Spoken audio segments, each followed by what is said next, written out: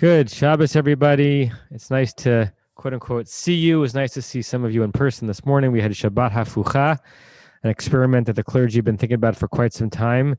Admittedly, much more an interesting experiment to do when the room can swell over the course of a morning and we can end with just luscious singing for the last 45 minutes. We were able to do that this morning, but with a smaller crowd.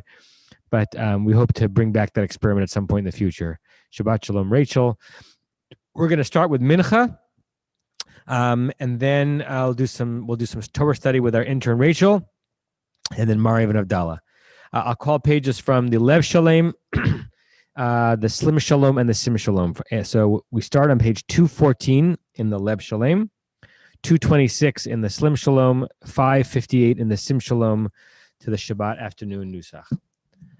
Ashrei Yoshvei Veitecha Hojelu Chasela Ashrei Shekachalo Ashrei Sharonai Elohav Tehila LeDavid Aramim Chalo HaMelech V'Yavarcha Shimcha Le'Olam Va'ed B'Chol Yom Avarchaka V'Lashimcha Lamegdol.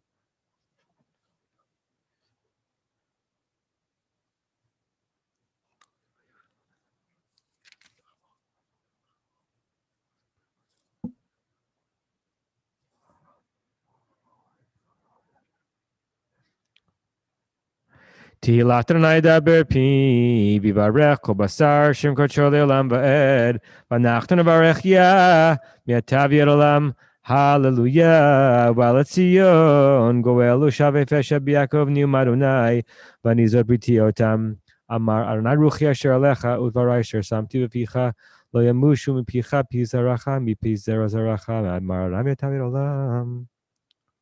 Yata kadosh Yoshev Tilot Yisrael B'Karazel Zev Yamar Kadosh Kadosh Kadosh Adonai Tzvot Melech Haaretz Kevodo V'tisaini Ruach B'Shma Charei Kol Rash Gadol Baruch Kavod Adonai Mimkomo Nlat Nerucha Adonai Yimloch Leolam Va'ed.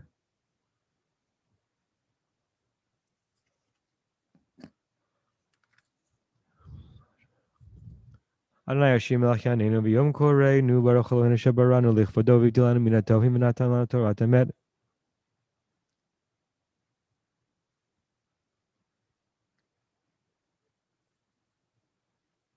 V'yivtechu b'cha yodei shemecha ki lo azavta dorshecha Adonai Adonai chafetz l'man tzidko yagdil Torah v'yadir.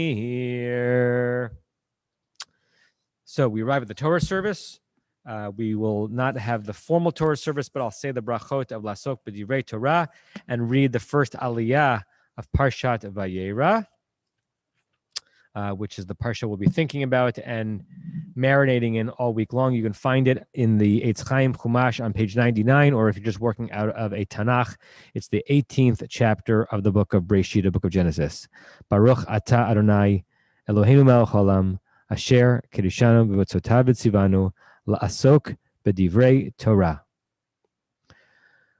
Vayera elav Adonai be'elonei mamrei Vehu Yoshev petach ha'ohel k'chol hayom vayisa einav vayar v'hinei shlosha anashim nitzavim alav vayar vayarotz likratam mimi petach ha'ohel vayishtachu arza vayomar Adonai imna matzati chen beinecha al nat avor mi'al avdecha yukach na mi'at mayim v'rachatzu raglechem v'hishanu tachat ha'etz v'echafat lechem v'sadu libchem achar tavoru ki al kein avartem al avdechem vayomeru kein tasek asher dibarta vayomaher Abraham ha'ohela el Sarah Vayomer Mahari Shalosh Siim Kamach Solet Lushi Vasi Ugot Bela Bakar Ratz Abraham Vaikach Ben Bakarach Vatov Vaitain El Hanar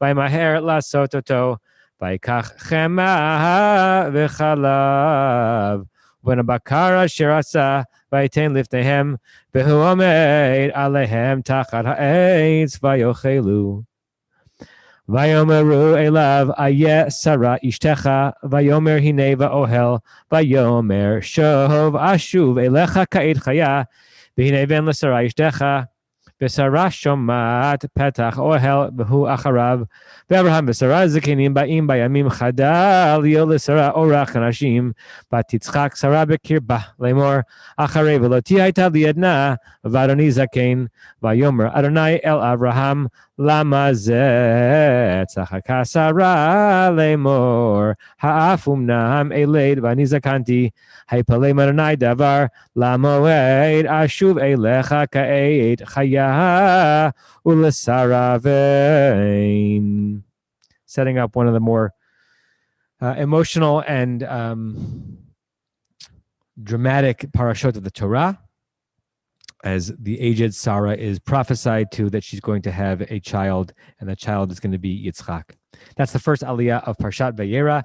We now move to say the Amidah for Mincha. We'll do it as a quiet Amidah, and you can follow along, or you can actually say the Amidah on your own. It's page 223 in the Lev Shalem, page 234 in the Slim Shalom, page 574 in the Sim Shalom, and the Amidah is said in a quiet whisper. I'm going to turn towards the Arona Kodesh myself as I say the Amidah.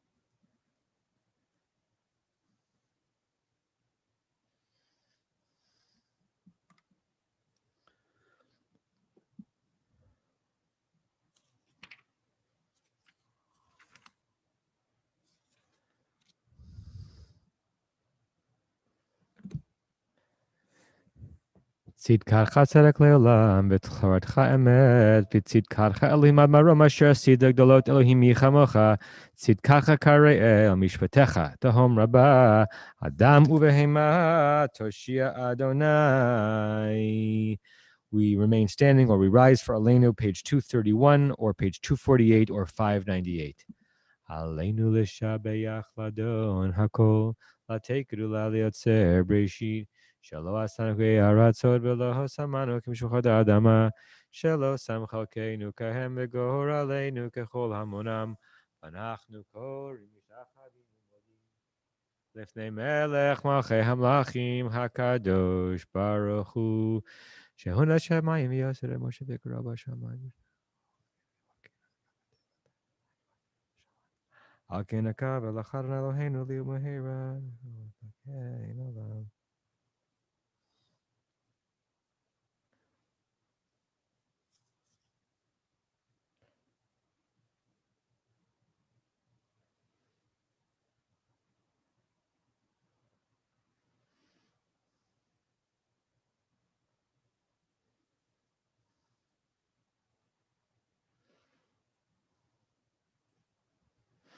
ככתוב בתורתך אדוני ימלוך לעולם ועד ונאמר והיה אדוני למלך על כל הארץ ביום ההוא יהיה אדוני אחד ושמו echad. Gary, if Marlise is there with you, it means we have a minyan. Do we have? There we go. Okay. So then all those who are mourning, observing your side, please rise or remain standing for Mourner's Kaddish, page 232, 249, or 600. Yitgadal v'yitgadash shemei rabbah. V'yalma divrach hirutei v'yamlich malchutei. V'chayechon v'yomechon v'chayei dechol beit Yisrael. V'gala v'yizman kari v'yamru amen. Yehei shemei rabbah mevorach leolam leomei omaya. Yiparach v'yishtabach v'yitpa'ar v'yitromam v'yitnaseh. V'yithadar v'yit'aleh v'yithalal shemei dekudesha brichu. Leila min kol birchata v'shirata. Tush b'chata v'nechamata. Damiran be'alma v'yamru amen. Yehei shlama rabba min shemaya. V'chayim aleinu v'al kol Yisrael v'yamru amen. Oseh shalom imramav. Hu yaseh shalom. Aleinu v'al kol Yisrael v'yamru amen. Once again, a good Shabbos, everybody. And I turn the service over, the leadership over to our intern, Rachel, who's going to do some teaching for us as we consider this coming week in the Parsha and this coming week in our lives. B'vakasha, Rachel. Thank you, Rabbi. Good to see those of you who I also saw this morning. Nice to open and close our Shabbat day together. So if you have the source sheet with you, we're going to be speaking about an episode that happens in this Parsha in which Hagar ends up getting sent away. And I ended up choosing to focus on this inspired by a Beth Am event that I went to. I guess it was within the past week, although it feels like ages ago already, with Resetting the Table, to have a conversation about politics and Israel, but also kind of America. And we were in these small groups where we got to hear more up close and personal different people's viewpoints about various things going on. And multiple people came away, I think myself included, with this feeling of it's so fascinating as humans that we can both be looking at the same situation and see things entirely differently. So I picked a section of the text where I think there's many characters acting with different motivations. And if we look at their different perspectives, even if a fundamental disagreement or conflict can't be resolved, we can maybe at least try and get behind the scenes, help ourselves understand what they were thinking in the way that, you know, when we have a conversation with human beings where we may not understand their perspective on something, we can at least hear more about their background story and what might be leading them to have those views. There can be a degree of empathy or understanding. So the scene that we will be looking at occurs in Bereshit chapter 21. And to set the scene, this is a party that was held for Yitzchak after he was weaned, which was weaning, and that being kind of a big milestone is mentioned at a couple other points in Tanakh. Though I think even today, it's certainly a milestone in a child's life. So I'll just read the general story we'll be referring to out loud to you in English, and you have the Hebrew there as well if you'd like to reference it. The child, Yitzchak, grew up and was weaned, and Abraham held a great feast on the day that Yitzchak was weaned. Sarah saw the son whom Hagar the Egyptian had born to Abraham. And then there's this word, mitzachek, that causes a lot of disagreement.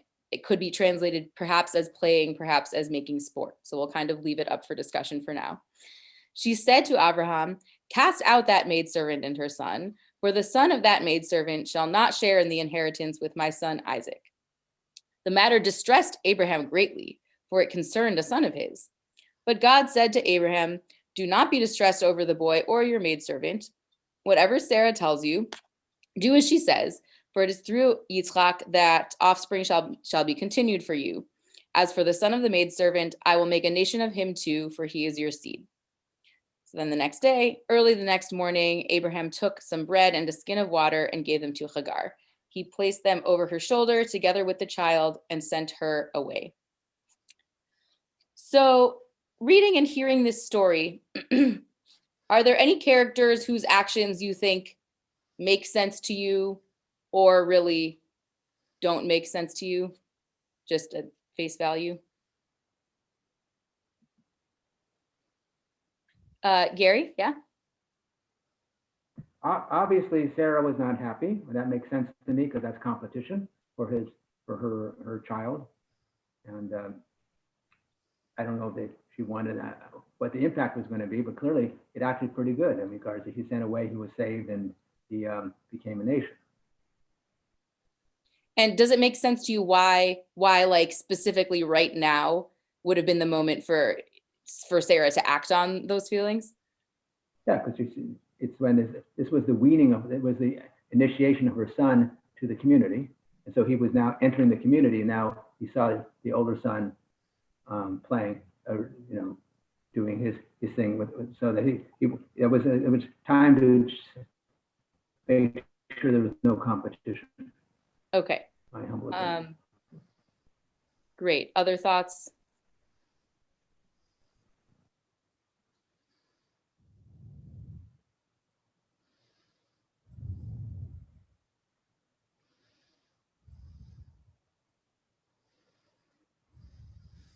Brant, yeah? I think a lot of this hinges on this word, hazachek, because that's the reason so I'm assuming that that's a pretty bad thing, that this kid demonstrated something that was akin to like idolatry or something like that, and that was the reason. So he wasn't like an upstanding member of the community, and that gave her the cause to do this. So I think a lot of it has to be explained by that word. And I don't really know what it means either. I'm looking at the Tanakh that I'm reading, and it says mocking, whatever that means. So I'm just saying is that, but that must be pretty bad. Not just that he's like playing around or goofing around. He did something that's pretty hideous, and that's what starts this whole process.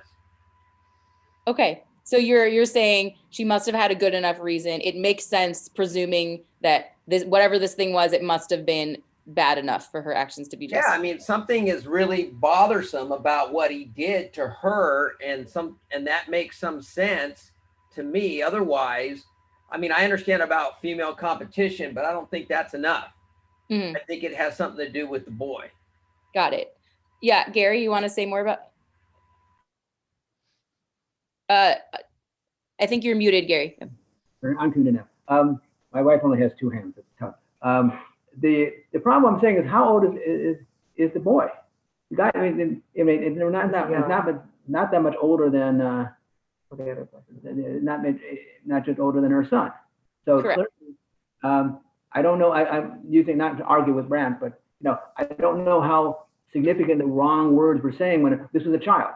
It wasn't an adult. So I'm confused about where the stress would be on doing something wrong when it's a child. Clearly they were playing. Clearly it's competition, and clearly it's another boy, and clearly it's going to be bigger for the time being. But that may be one of the reasons. Right. So there's kind of two pieces of it that each of you have brought. And I mean, Gary, even prior to Brant's comment, you were saying there was kind of an ongoing thing that maybe was building up. And because of this moment, that was just the time that it seemed like, okay, this was the last straw. Then this is the time when he's being, more initiated into the community. And Brant is saying, right, but there also was this specific event. So we can kind of hold either of those pieces as possibilities.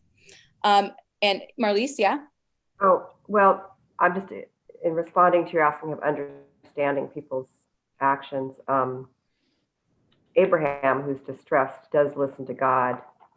I mean, God tells him. So it's interesting. I'm trying to think. I understand him being distressed, and I could say, okay, God told him it's going to be okay, so he does it. But in a way, I also feel a little bit like, is this a little bit like with Isaac and later because again, it's less violent, but he's still sacrificing, one of his oldest son. Whenever you send a child to the desert with a little bit of water, it's going to be that could be a death penalty as well. Right. Yeah. For sure. Yeah. Right. It seemed pretty easy to convince him that it was an okay thing to do. And and a pushback that comes up with the Akedah also is that there are moments when Abraham argues with God, Sodom and Gomorrah, for example.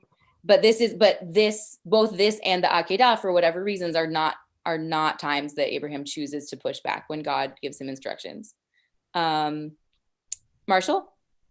Yeah, I just like I'm interested in the repetition of the word Yerah Hadavar or Yerah Be'enecha, that I know it's translated here as be distressed, but Yerah Be'enecha is literally to be evil in your sight. And I think it reinforces the point you made that we look at things from different perspectives. And in effect, Abraham may have been a little bit uncertain of himself as to what he's supposed to do. And so God, in effect, intervenes here in this familial situation and says, okay, let's just go ahead forward and see what's going to be happening. Right. Abraham, he's being pulled. He has kind of pulls in multiple directions because he feels connected as the father of Ishmael to look out for him, but also, maybe he didn't even see the thing that happened with Yitzchak. So he's kind of trying to take Sarah's word for it. And as a side note, there's kind of increasing evidence that there can be a thing also of not in the way that after women give birth, people can experience postpartum depression or mood changes, that weaning also has a whole other set of mood disorders that can occur. So I've also, in reading the story now as a nursing parent, I've also wondered wow, what else might have been going on for her in that moment? But in any case, just to go back to Abraham, he's trying to look out for both of his sons and his wife. And so exactly, it's like, he's probably sitting there like, which way do I go? And God kind of gives a directive. And we don't even in the text itself hear that much about Hagar. Like, did anybody even ask her to say, this happened, this interaction happened with your son? Are you going to have a conversation with him about it? Like that step never even really happened. So we're going to move on to some commentaries that provide at least some interpretations of some backstories to, I'm not going to say answer our questions. In most cases, it kind of further complicates the questions, but just again, to kind of get us in this exercise of pondering what might be underlying people's actions. So to add another even dimension to Abraham feeling torn in many directions, who would like to read what Rabbeinu Bachya says about another dimension of what was going on for him at the time? Marshall, go ahead. Abraham prepared a great feast. There is no doubt that the notables in the land were invited to this feast, since the birth of Yitzchak had been a wondrous event. Also, Abraham was a wealthy man, and it is possible that even kings and advisors of surrounding countries attended this feast. Great, thank you. So if we're imagining that this feast included characters and beyond who is directly mentioned in the text, that the scene also includes these noble people and very fancy kings even who are there, how might that have complicated Abraham's response in this situation?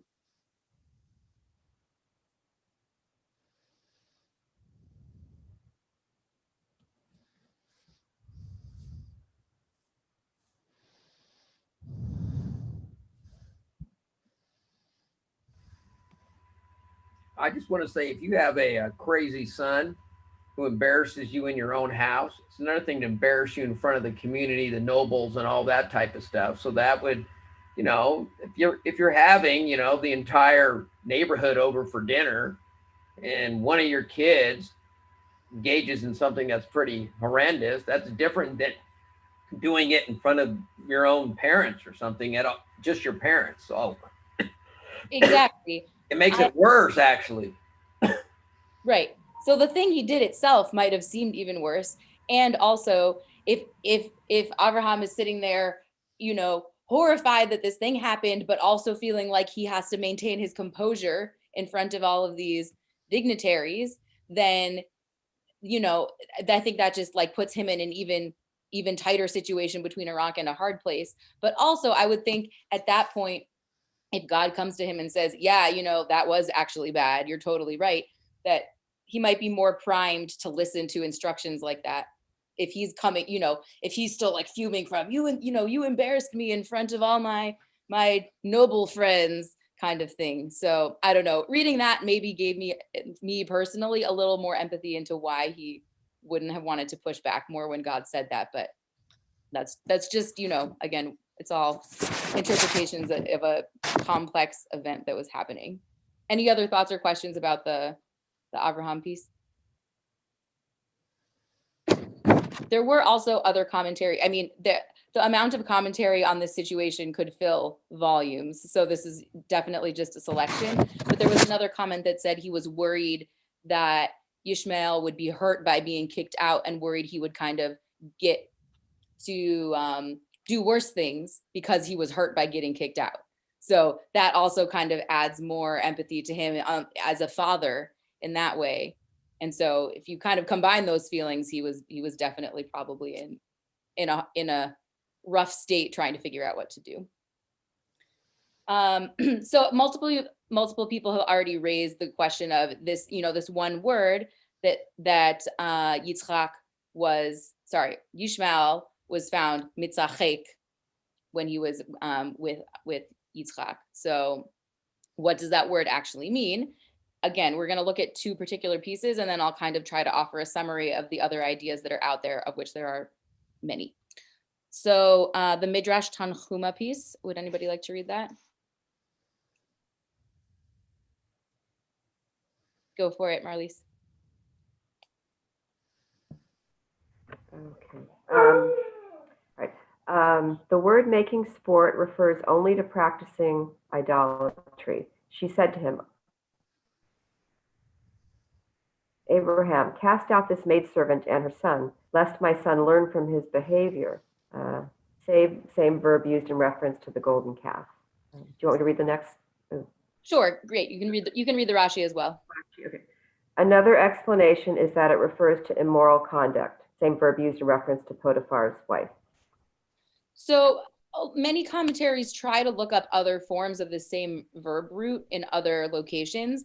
And the particular one about idol worship, there was kind of like festivities after the golden calf where the same verb was used. And so that leads to the conclusion, it could have been related to idol worship.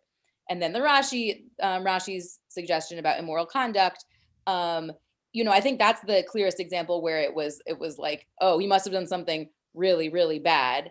Not just he happened to be an idol worshiper and he was starting to influence Yitzchak. So, and they get that from a description of what happened with the encounter between Joseph and Potiphar's wife. And then other ideas that are out there is that it had to do with violence, that he was, shooting arrows or trying to physically harm Yitzchak. Or as Brant, were you the one who mentioned the kind of making fun, or another translation that you read? I'm looking at this book that I have, and it says, thus Ishmael's behavior proved that he had become thoroughly corrupt and evil, and he had to be sent away, and it cites Rashi. Yeah, I mean, Rashi... That absolves Abraham, though. See, that absolves Abraham, which is interesting to me. That he didn't do anything wrong, and the kid is just totally corrupt. That's kind of interesting to me, because clearly, sending away a kid is a pretty big deal. So I wouldn't let Abraham off the hook, but that's what appears to they're doing in this book anyway that I'm looking at. So right. I think, one of the instincts in the classical commentary for sure is to make the patriarchs, make a lot of our biblical heroes look good, for better or for worse. And you're like, oh, well, he sent him away with water and things. He was trying to kind of maybe ameliorate what could have been an even more awful situation by helping him out. So yeah, I mean, you can definitely look at it in that way. But the interpretations of this word range from doing poking fun in a kind of teasing way to physical violence and immorality, idol worship. That's kind of the range of what I've seen on the subject, at least. And there's really not clarity on the subject. There's many different midrashim and commentary about it. People kind of quote each other, and it's really a big question mark hanging in the air still. So I also was trying to see, in contrast to the amount of commentary about that, like what was Sarah interpreting, we still really, even in Agadic stories, don't hear that much about what was going on for Hagar and Ishmael. But the one piece that we do hear is this one line from Genesis Rabbah of Hagar kind of pushing back against God. So would anybody like to read that line from Hagar? Larry, go ahead.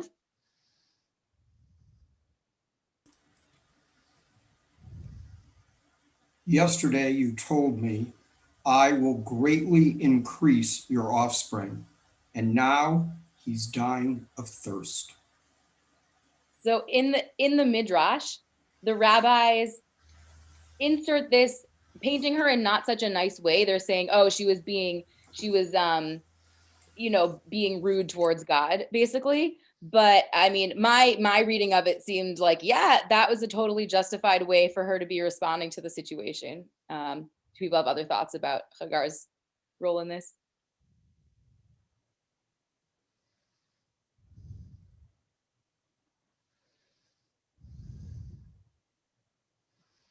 Well, she's putting up more of a fight than Abraham did, that's for sure.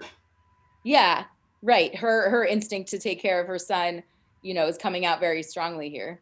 Right. She's arguing. What she's saying is, you told me he's gonna be the father of all this offspring, and now he's dying of thirst, and she's basically confronting, which is interesting to me.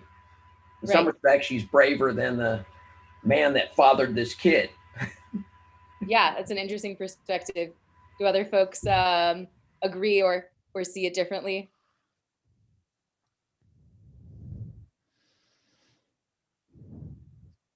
Marshall?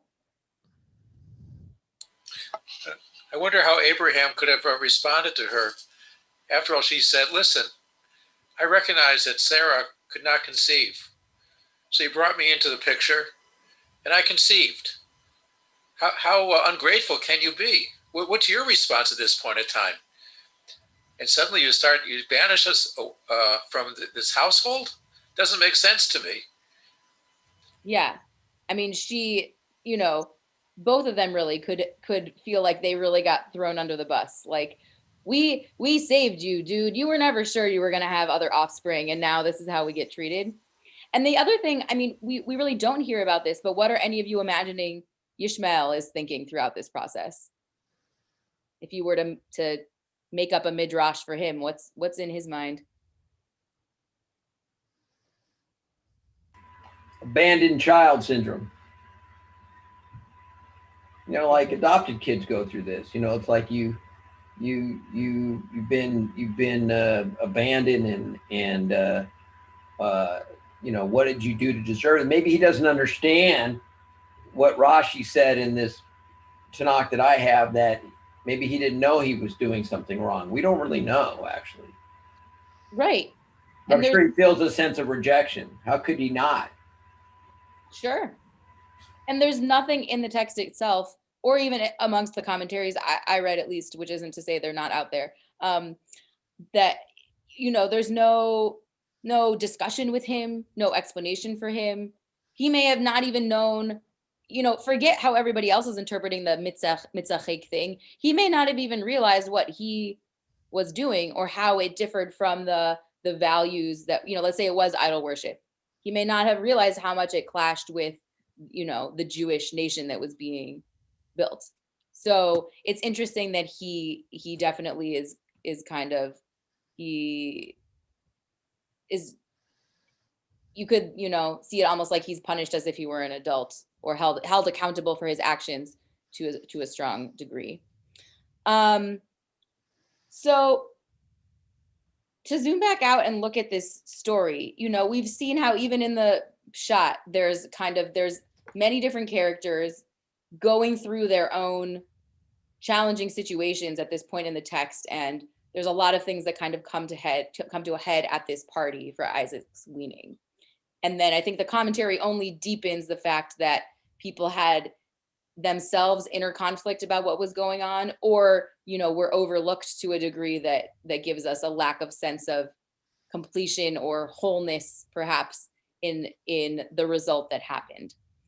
And I wanted to bring just one more thing that I had been thinking about to kind of close it out. That one thing I didn't hear in the discussion of mitzachek is that actually it's the same verb root as Yitzchak. That the playing and making fun is actually closely related to the laughter that is embedded in Yitzchak's name. And also, if we think about, Hagar's name as like ger, or a foreigner, that like everybody's looking at this situation, and it seems like the one thing they didn't see is actually how close that, if you're looking linguistically, I'm not saying I know what happened, but just since the rabbis really like wordplay, the one way they didn't look at it was that in seeing what this, literally like son of the other was going through, was so similar to the word that inspired the name of Yitzchak. And that perhaps in trying to untangle all these threads, one of the missing pieces is that we have to be able to see at least a tiny thread of ourselves in the other, like whether or not we understand where they're coming from, to be able to see that a piece of ourselves is actually very close to something like tied into the humanity of this other person whose experience we may not be able to understand. So my personal 2 cents on all of this, the complicated layers of this story, is that it actually is a reminder to try and find even a thread of humanity, of a common story that you can relate to when you encounter a story biblically, personally, in community with people who you may not understand upon first read of the situation. So those are my thoughts on this complex tale, and how we might be able to move a piece of it forward for ourselves as well. Shakoach, Rachel.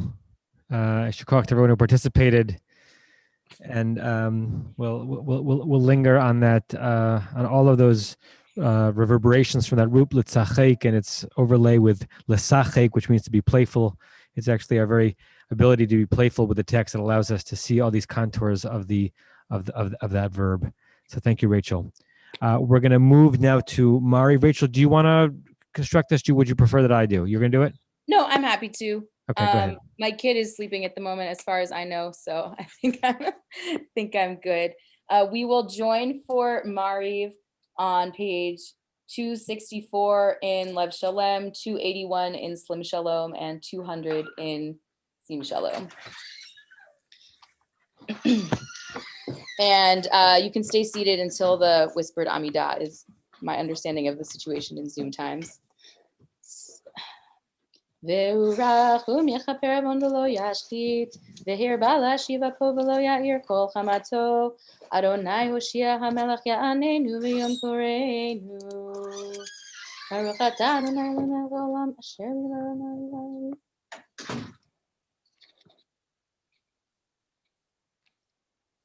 Umavir yom umevi laila, umavdil ben yom uvein laila, Adonai tzvaot shemo. El chai v'kayam tamidim lo kalenu le'olam va'ed, Baruch atah Adonai hama'ariv haravim, avat olam b'Yisrael ahavta.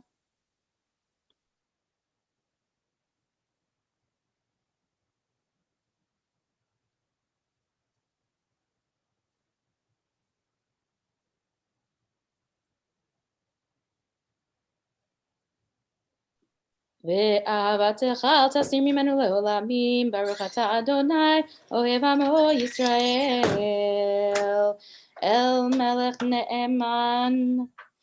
Shema Yisrael, Adonai Eloheinu, Adonai Echad. ואהבת את אדוני אלוהיך בכל לבבך ובכל נפשך ובכל מאודיך.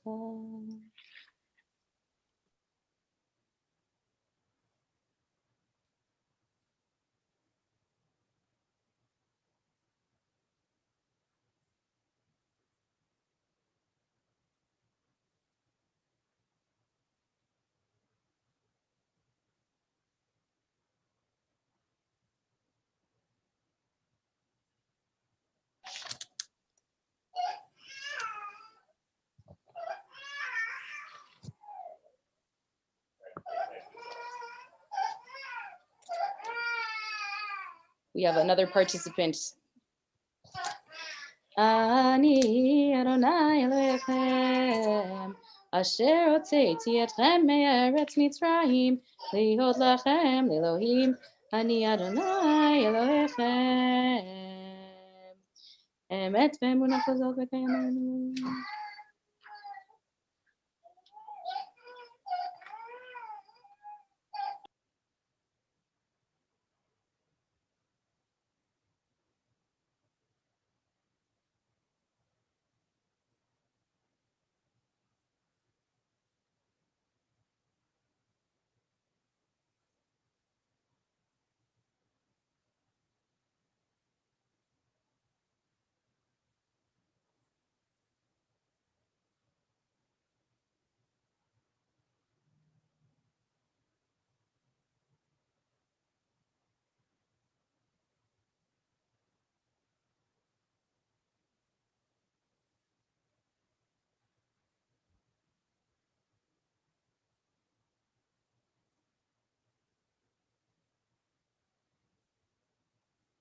Umalchuta b'ratzon kiblu aleihem Moshe Miriam ubnei Yisrael lachanu shira b'simcha rabba v'yamru kulam michamocha ba'alim Adonai mikamocha nedar b'kodesh norata hiloto sefelech malchutecha rahu banecha okei ayam lifnei Moshe ze'eli anu v'yamru Adonai yimloch leolam va'ed V'ne'emar kifad Adonai et Yaakov uge'alo miyad chazak mimenu Baruch ata Adonai gal Yisrael.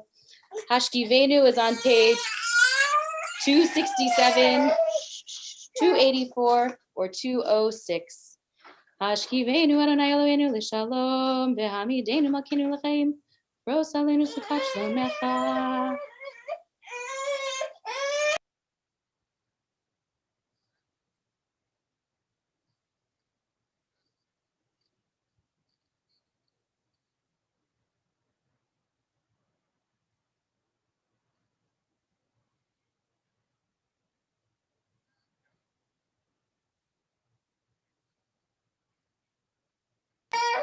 Ushmor tzeitzenu avoinu l'chaim l'shalom eta b'yad olam Baruch ata Adonai shomer amo Yisrael.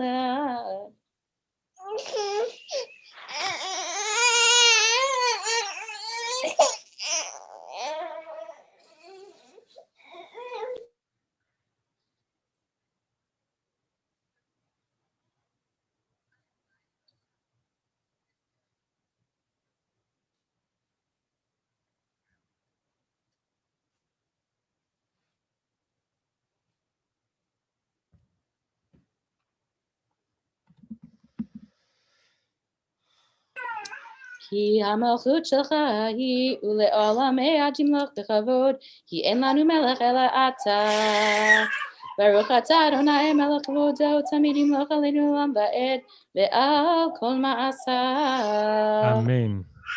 Sorry for if you had asked me a moment earlier, Rabbi Kligfeld, if you wanted to leave Mariv, I would have, or a moment later, I would have known that I had a screaming child, but in any case, we're going to skip the Chatzi Kaddish and continue with the whispered Amidah for the end of Shabbat. Please remember to include the extra additions at the conclusion of Shabbat. It begins on page 270, 286, or 210.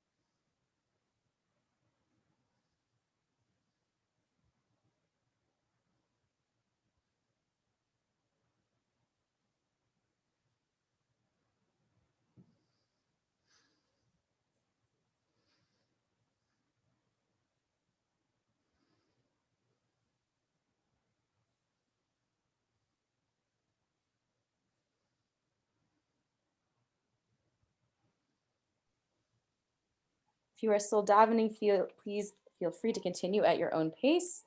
We will join together for Oseh Shalom to close out our Amidah. Oseh Shalom bimromah, Oyaseh Shalom aleinu, ve'al kol Israel ve'imeru. Amen. Oseh Shalom bimromah, Oyaseh Shalom aleinu, ve'al kol Israel ve'imeru. Amen. We will now go to the passages to conclude our service at the end of Shabbat on page 279 or 292 or 682, though again skipping Chatzi Kaddish. Vihi noam Adonai Eloheinu aleinu u'ma'aseh yadeinu konana aleinu u'ma'aseh yadeinu konanehu yoshev b'seter elyon b'tzel sharei Yonah.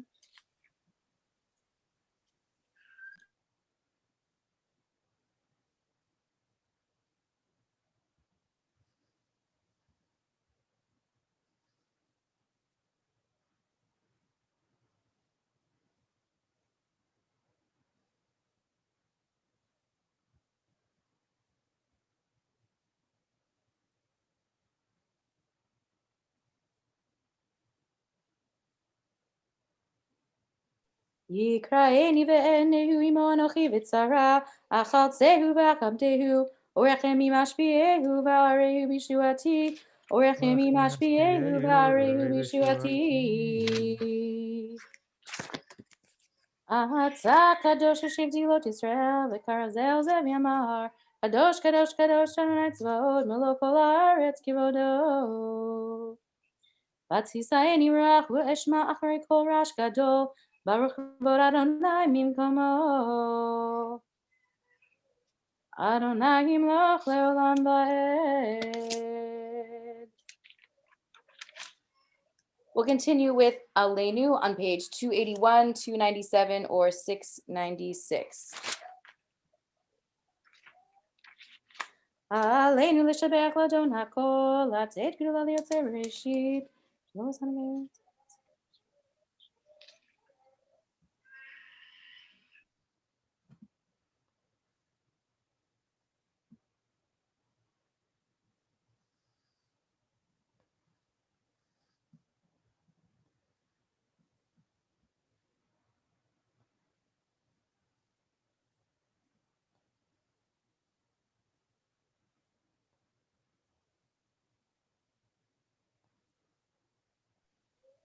Takatu b'toratecha Adonai Yimloch Leolam Va'ed, v'ne'emar, v'Adonai l'melech kol haaretz, v'yomahu Adonai echad u'shemo echad. Is there anybody who would like to lead us in Mourner's Kaddish?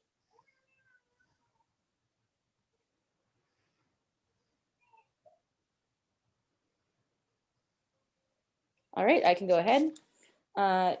Yitzgadal v'yitzkadash shemei rabah. Amen.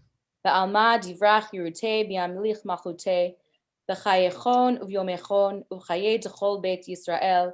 V'agala u'bizman kariv v'imru. Amen. Yehi Shemei Shemei rabah Rabba. mevarach le'olam u'lamei almaya. Yitzbarach v'yishtabach v'yitzpa'ar v'yitramam v'yitnaseh. V'yitzhadar v'yitzalev v'yitzhalal shmei d'kudsha b'richu. Ve'ela min kol birchata v'shirata, tushbechata v'nechamata, da'amiran bi'alma v'imru, amen. Yehei shlama rabba min shemaya, v'chayim aleinu v'yal kol Yisrael v'imru, amen. Oseh shalom bimromav, hu ya'aseh shalom, aleinu v'yal kol Yisrael v'imru, amen. Amen. So we now get to welcome in our new week together with Havdalah. And we're on page 283, 299, or 700. And I just need a moment to pour my beverage.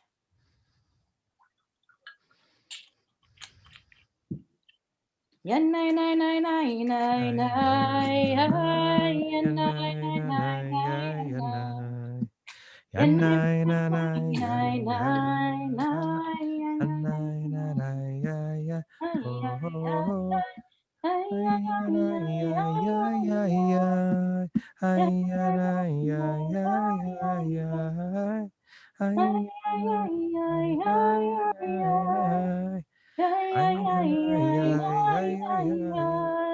Hine el Yeshuati, Eftach Elohecha, Hioti Vezimrat Yahili